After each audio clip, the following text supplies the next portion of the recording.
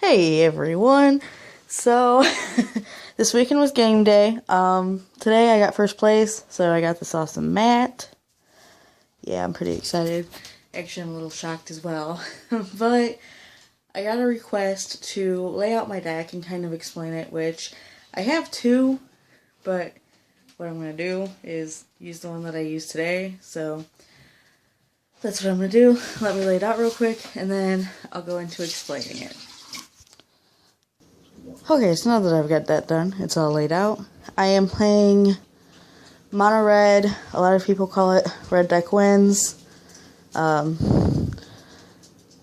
pretty much have 17 land, which isn't much. A lot of people are a little questionable on that, but as you can see, most of my stuff, the whole top row costs 1 to play, so it's really not that bad. Especially seeing the stuff below is 2, 3, and 4 to play, so most of your deck, most of it, can be played off of 1 mana. So the first thing I have is Boundary Street Denizen. What happens when you do that is you pay 1, play that. It's a 1/1. It does not have haste, but when other creatures enter the battlefield, whenever another red creature enters the battlefield, should I say, under your control, it gets +1/+0 until end of turn for each one that you bring out. The second creature I have is Acheron Crusader. It's 1 mana for a 1/1 with a heroic that whenever you target that, you get a 1/1 soldier token that has haste. Next, I don't even know the name of this because this is a new card I put in here. Callaghan Stormsinger? I don't know if I'm saying that right, but it costs 1, it has haste and Megamorph. When it's turned face up, target creature gains haste until end of turn, and this is also a 1/1. I personally have never used the morph on it. I pretty much just pay the 1 and have a 1/1 haster. Next thing I have is Monastery Swiftspear. 1 mana for a 1/1 with haste and prowess, I think it is. Yes, it is. Which, whenever I play a non-creature spell that turn, that gets +1/+1 until end of turn. So next thing I have is Altar of the Brood. This one is something not a lot of people expect. It is, you pay 1, and it's an artifact that whenever a permanent enters the battlefield under your control, your opponent mills 1 card off the top of their library for that. So I play it because it's unexpected in red deck wins. It just added another factor into it that kind of throws people off, and they're like, wait, what? I'm milling with a red deck wins. Actually, a red deck in general. So, but with all my 1-drops, and it even includes dropping your lands, it works, and I've actually gotten people to get rid of a lot of their stuff that could win them the game this way, so I'm proud of that card. Next card is Hammerhand. You enchant a creature, and it gets +1/+1. That creature gains haste until end of turn, and target creature cannot block this turn, and that also costs 1. Next thing is Dragon Mantle. For 1, you enchant a creature. When this enters the battlefield, you get to draw a card, and its effect is you can pay 1 red mana at any time to give enchanted creature +1/+0. So, fire breathing. My last 1-drop of the whole deck is Titan Strength, which gives target creature +3/+0, or no, +1 until end of turn. So, that works. Most of these little enchantments I put on a crone just so I can get those extra soldier tokens out there, so, which I never went through this, but Titan Strength I have 4, Dragon Mantle 4, Hammerhand 3, Altar 3, Monastery Swiftspear 4, that Culligan Storm Singer I have 2 of, Acrone 4, and Foundry Street Denizen 4. So for my 2 drops, I have another new card that is called Valley Dasher. It's a 2/2 with haste, and it attacks each turn if able. So pretty much as soon as you put it out, you have to attack with it every turn. Next thing I have is Mardu Scout, my fancy little Chinese one back there. But it costs 2 red for a 3/1. It also has dash, so you pay a colorless and a red, and it gives that haste if you put it in for the dash, which, if you don't know what the dash is, you bring it in and onto the battlefield that turn.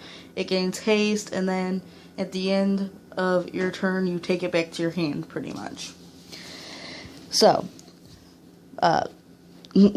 Valley Dasher I have 2 of, and Mardu Scout I have 2 of. Next thing I have that costs 2 is Dragon Fodder. It's an instant. Oh my gosh, so much. Whatchamacallit? Oh, okay, it's a sorcery. I couldn't remember. But when you play that, you put 2 goblin tokens into the battlefield, which they don't have haste, but that's okay. Next thing I have that costs 2, I cannot speak right now, is Lightning Strike. I have 2 of those in my board, and it does 3 damage to target creature or player. So that's it for my 2 drops. For my 3 drops, the only thing I have is 4 Goblin Rabble Master. You pay 3 for a 2/2. That, I suck at explaining, so I'm just going to read it. Other goblin creatures I control attack each turn if able, and then at the beginning of each combat on your turn, you put a 1/1 red goblin creature token with haste onto the battlefield. And then whenever Goblin Rabble Master attacks, it gets +1/+0 for each other goblin that is attacking. So pretty much Foundry Street Denizen, I think that's really the only other thing besides Goblin Rabble Master, and it is. So when that attacks, and then however many other tokens you have. The last thing I have in my main board is Perforos, God of the Forge, which he costs 4. So he's the highest cost thing in my deck.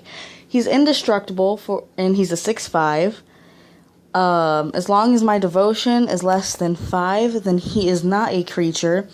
However, after he's on the battlefield, each other creature that comes out onto the battlefield under my control, this does 2 damage to each opponent, or yeah, to each opponent.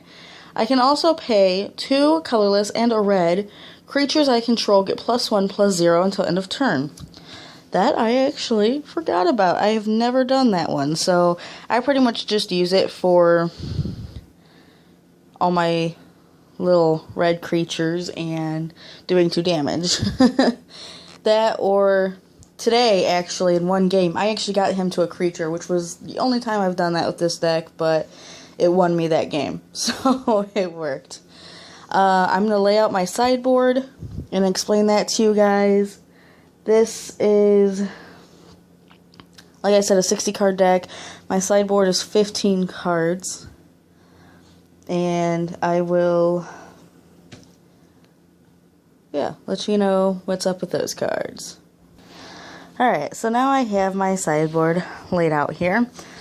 First thing I have is a 2-coster, Lightning Strike. You saw 2 of those in my main board. They do 3 damage, 3 damage to target creature or player.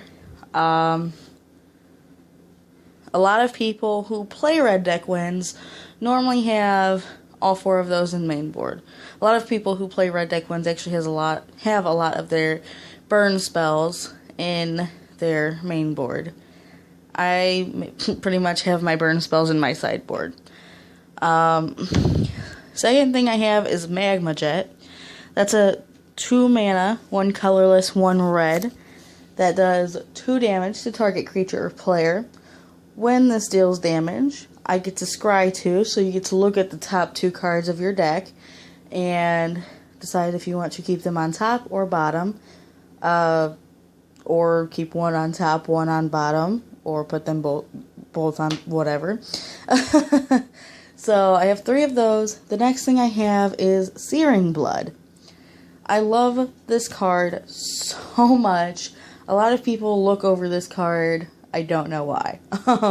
It costs 2 red that does 2 damage to target creature. If that creature dies this turn, then it does 3 damage to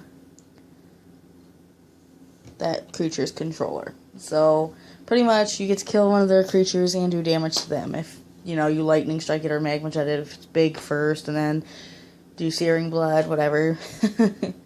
I've done 2 Searing Bloods, actually, to, a 4-drop, and done 6 damage to that person that turn, so it's awesome. Like I said, I love this card.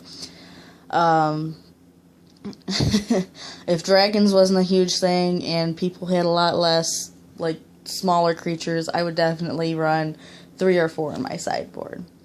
The next thing I have is called, I always forget this name, Tamir, however you pronounce it, Battle Rage, which costs a colorless and a red. Target creature gains double strike until end of turn.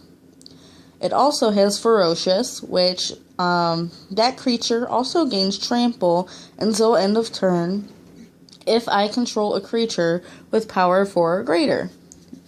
So that's awesome. I actually normally do put that on the creature who does have 4 or greater. That way, hey, it's double strike and trample, so it works.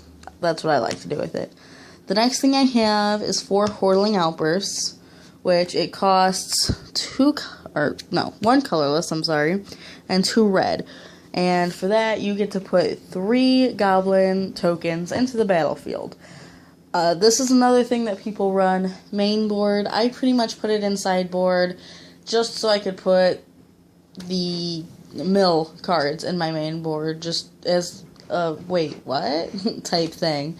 It throws people off a little, at least for me, it has thrown people off, I guess, in my experience. So the last thing I have is 2 Stoke the Flames. This costs 2 colorless and 2 red, and it also has Convoke, which, if you all don't know what that does,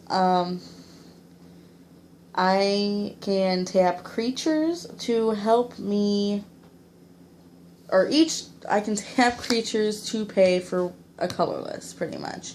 So, say I have, 2 goblin tokens out. I can tap those and only pay 2 red to play this. But anyways, what this does is it deals 4 damage to target creature or player.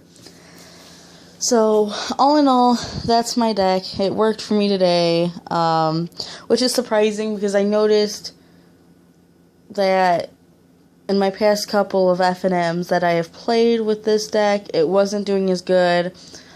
People who I play with have started to catch on, so they're putting things in their sideboard or even their main board to deal with the quickness of my deck or things like that. The only decks I've had problems with this is things that burn decks, because they get rid of all those small creatures that I have, or control decks, which, white control does Banishing Light, Revoke Existence, or I think that's not even the one I'm thinking of. Suspension Field, I think, is what I'm thinking of. The things that exile your stuff. That, or blue-black control. Anything blue can counter everything I want to do. So, that is this deck. The other deck I have is kind of a blue-black control-ish and mill type deck. I kind of took a couple things out for my boyfriend to use in his deck today, so once I have that put back together, I can also do a deck tech type thing for that one if you guys would like to see it. But let me know. Like, comment, subscribe to see more. I hope you guys like this, and I will see you guys later. Bye!